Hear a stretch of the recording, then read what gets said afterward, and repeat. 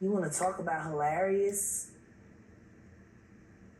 Hilarious is settling for a life that is so far beneath you, cousin.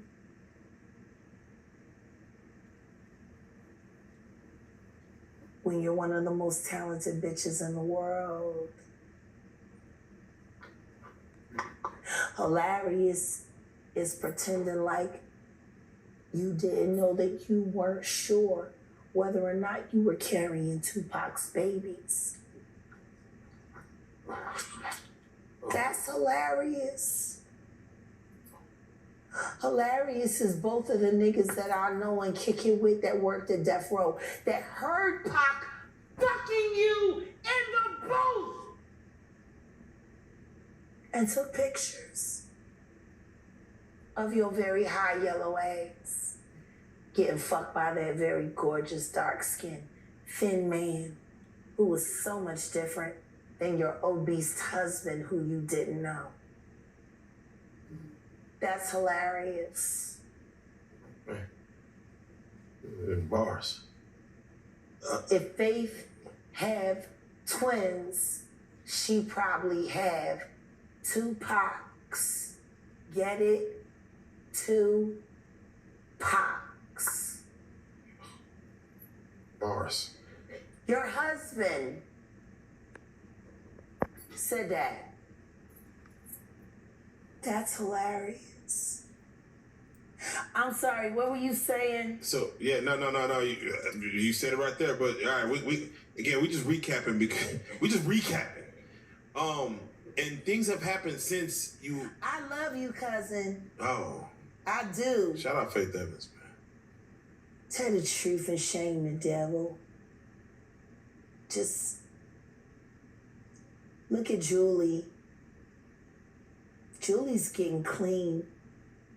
That book that she wrote about being Brian McKnight's first wife and helping all of his victims.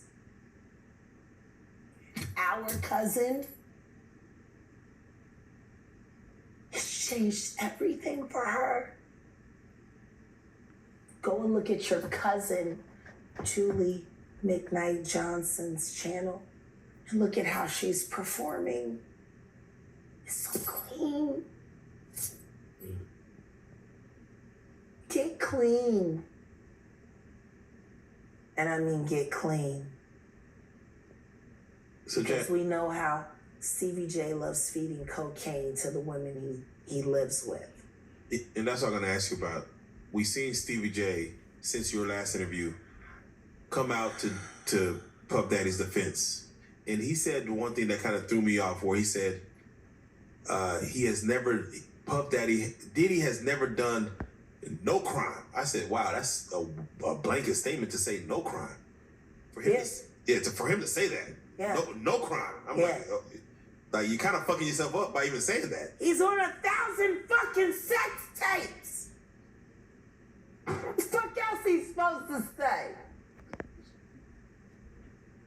What he gonna say?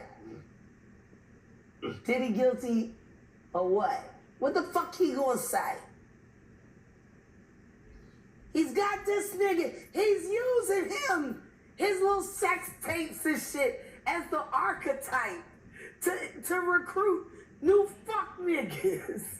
Look at Stevie J fucking Bieber in the ass. That's all you gotta do. And the world knows that Stevie J's sex tapes date back to him and Mary J. Blige on the sex tape? Yeah, it goes back. Did you ever see the tape with him and Evelyn? Yeah, him and Eve. I'm sorry, him and Eve. Evelyn. Oh, I'm so sorry. Yes. It dates back to that. I'm sorry, Mary J. Blige. Yeah. But it dates back to her. He fucked her too. Oh, goddamn. And I ain't saying allegedly. Mary. Yeah. You know, it's funny, Jag, because you mentioned, like, when you said, hey, I want to learn what the Tusi was. I didn't know what it was. And you learned about it. And then just last week you hear about Diddy's bodyguard arrested for drugs, paraphernalia. I'm like, okay. It seems to be like everything keeps unraveling, slowly but surely. And, you know, he's like, oh, you hear Stevie J. He's never done nothing illegal, but you hear his bodyguard getting arrested for drugs. And you only have to assume that these drugs are what, this is Diddy's bodyguard getting arrested. Stevie J was at the house in Miami when they pulled up Bad Boy style. Oh, yeah, he was. He said, I'm at Diddy's house. Don't forget, he was there.